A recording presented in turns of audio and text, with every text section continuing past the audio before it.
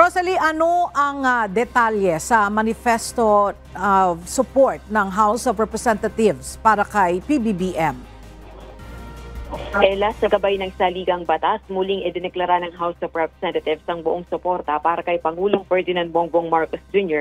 sa pamamagitan ng isang fellowship kung saan dumalo ang nasa 200 kongresista sa Malacanang Huwebes ng gabi, December 4. Pangako ng Kamara sa pangunguna ni Speaker Martin Romualdez, gagamitin nito ang buong mandato upang pigilan ang anumang pagtatangkang destabilisasyon laban sa pamahalaan.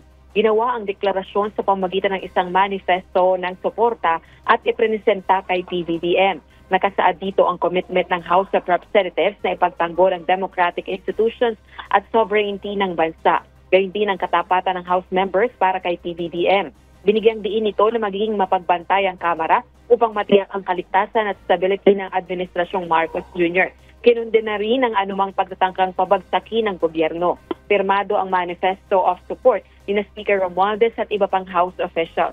Ginawa ito sa gitna ng 2 impeachment complaints na inihain laban kay Vice President Sara Duterte sa Kamara at kasunod ng pahayag nitong nag-hire na ito ng assassin laban kay PBBM, First Lady Lisa Araneta Marcos at Speaker Romualdez kung magtatagumpay ang umano'y assassination plot laban sa pangalawang Pangulo. Nilinaw naman ngayon ni House Deputy Majority Leader, La Union 1st District Representative Paulo Ortega na walang napag-usapan kaugnay ng issue ng impeachment complaints laban kay VP Duterte. Subalit nagpasalamat ang Pangulo sa suporta ng Kamara para sa kanya. Balik sa iyo, Ella. Maraming salamat, Rosalie Coz.